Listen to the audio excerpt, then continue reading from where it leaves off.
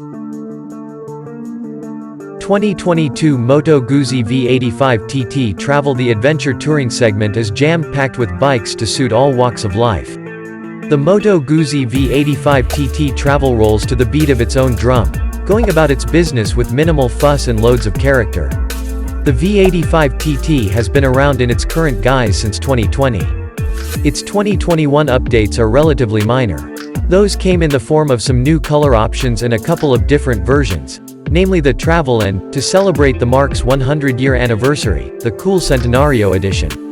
And because we've been able to do very little of it these last 2 years, we wanted to spend some time on the new V85 TT Travel. As the name suggests, the TT Travel is kitted out with factory options necessary for touring and comfort. As well as a taller windscreen, there are large hard pannier bags, heated grips and LED driving lights. The Travel also comes in the special Sabia Namib color scheme. It is so named for Africa's Namib desert, and the understated sandy colors look ready to tackle dirt. The V85 TT Travel is powered by a robust 853cc transverse-mounted 90° V-twin.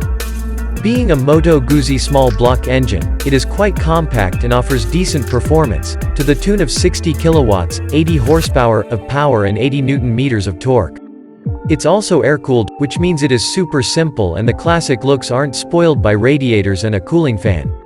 Standard features for the Guzzi brand are a shaft drive and dry clutch, making the V85 TT a low-maintenance mile muncher. And munch miles at will.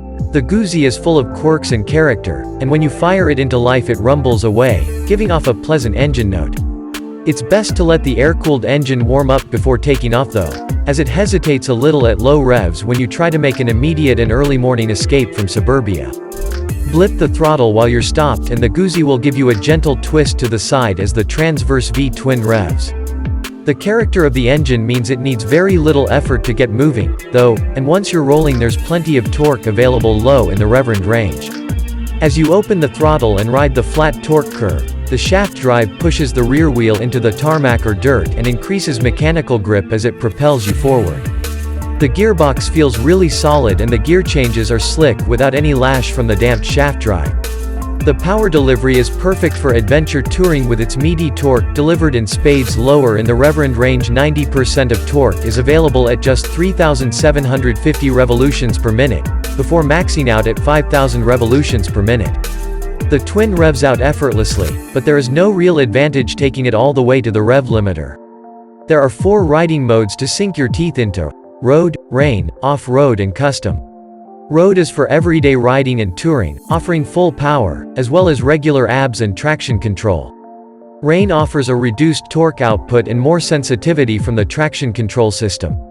Off-road mode retains the full 80 horses of power, but reduces traction control intervention and disables the rear ABS altogether. In the menu you can set up the custom mode to your preferences, and in the end, I opted for full power, ABS on and traction control off, which meant I could have a bit of fun on the dirt and throw a few wheelies when no one was watching.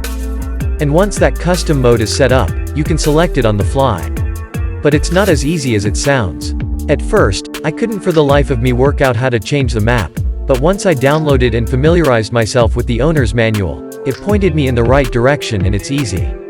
It turns out, once the engine is running, the starter button becomes the map selection button. Not very intuitive, but it does prevent the handlebar looking like it belongs in a Boeing 747.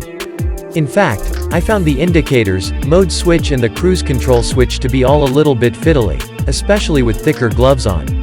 They are not very tactile, but it's something you'd quickly learn to live with.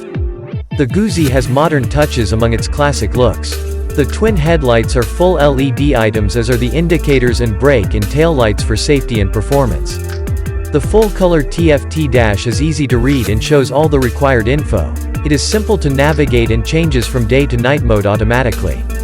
I downloaded the Moto Guzzi app on my phone and managed to pair the bike, my phone and my Cardo Pack Talk to the so-called MGMP without fuss. And once it's set up, it's pretty handy. You can set up navigation through the app on your phone and then it displays turn-by-turn navigation instructions on the dash. The bike also logs trip data like speed, throttle openings, traction control interventions, and much more, while it also has live info like battery charge rate, fuel consumption and service reminders. There is even a little "Find My Bike" function which logs where you park your bike, and then through the app you can walk back to it. I can't say I've ever forgotten where I parked a bike, a hire car maybe, but certainly not a motorcycle. Comfort on the Guzzi is top-notch. The seat is supportive and long days in the saddle are realistic and achieved in comfort.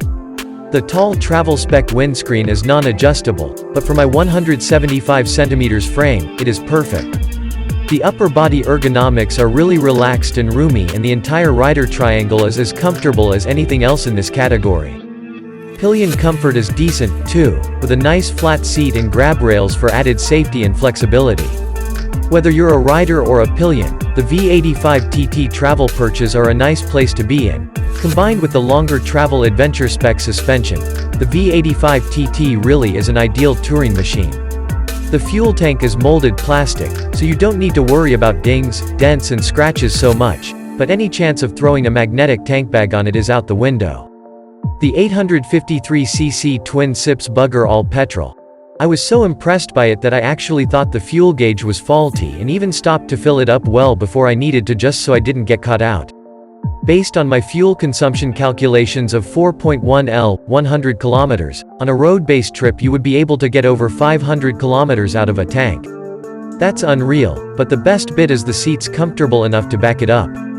Bravo, Guzzi. Moto Guzzi has aimed the V85 TT travel as a capable and effortless tourer with the ability for some light adventure riding, too. And it has such good manners on sketchy roads. I think it is more capable than Guzzi itself even gives it credit for. The adventure spec suspension has preload and rebound adjustment only. It is a bit soft for aggressive adventure riding, but perfect for dirt roads and dodgy Australian back roads. The 19-inch front wheel and 17-inch rear, shod with Michelin Anarchy Adventure tires, indicate the intended use of the V85 TT travel. The 19-inch front allows for decent handling and feel on the road while still standing up to a bit of punishment on the dirt. The TT comes standard with tubeless wheels too, so fixing flats on the road is a plug-and-go deal. Those Michelin tires offer excellent grip on the road and allow the Guzzi to drag its foot pegs with ease. Off-road they are a fair step back from the Anarchy Wild tires, but they offer plenty of confidence on dirt roads.